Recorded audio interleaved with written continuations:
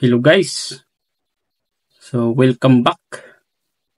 So ngayon guys ay i-share ko sa inyo kung paano ako kumita dito sa Shopee Affiliate.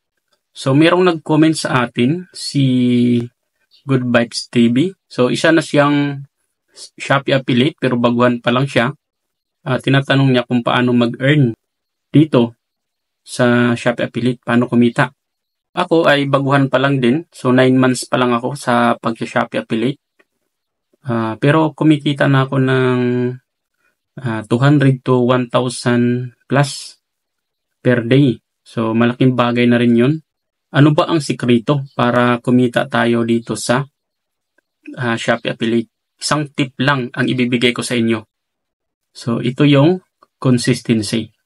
So ano ba ibig sabihin ng consistency? So ito yung madalas mong ginagawa.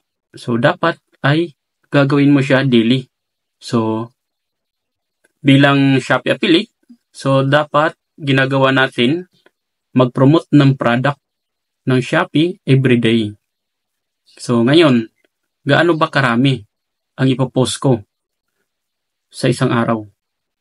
So yun na ay depende yan sa iyo kung hanggang saan ang kaya mo. Pero mas maganda, mas marami. Kasi the more na marami kang i-post, the more na maraming makakapanood ng post mo, the more na maraming mag-click. Pag maraming mag-click, mas maraming maging conversion.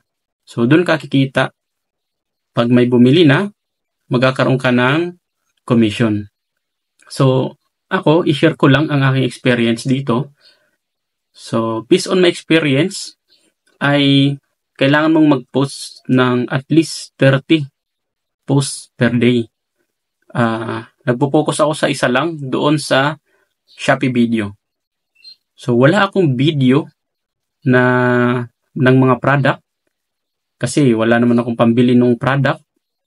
So ang ginagawa ko lang ay yung picture. So ini-screenshot ko yung picture ng product, tapos ginagawan ko siya ng slide. Tapos yun na, pinupost ko. Dinadagdagan ko lang ng mga creatives based doon sa Shopee video. Mayroong mga ano doon, may mga music. So may mga pwede kang ilagay doon para gumanda yung post mo. So at least 30 posts per day.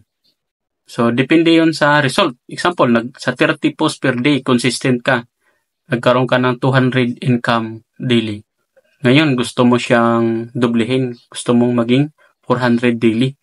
So, yun ang target mo. So, i-increase mo yung post mo. So, gawin mong 60 posts per day para magdoble yung kita mo. So, gusto mo pang iangat pa yung kita mo. So, kailangan mo ring magdagdag ng post. So, sa Shopee video, maximum na post ay 90. So, 90 posts, after nung 90 posts, wala na. Di ka na makapag-post. So, ngayon, ginagawa ko siya 90 posts daily. So, doon, nag-start na kumikita ako ng 1,000 daily. So, malaking bagay na siya na kakatulong sa akin na kumikita tayo kahit nasa bahay lang tayo. So, sana makakuha kayo ng knowledge doon sa sinasabi ko. So, consistency is the key para magkapag-earn ka dito sa Shopee Affiliate. So, yun lang. So, kung hindi ka pa subscriber or nakapalo sa akin, pakiclick ng follow, subscribe button para sa susunod na tips, video ay mapanood mo at makakuha ka ng mga strategy kung paano kikita dito sa Shopee Affiliate. So, maraming salamat sa panonood.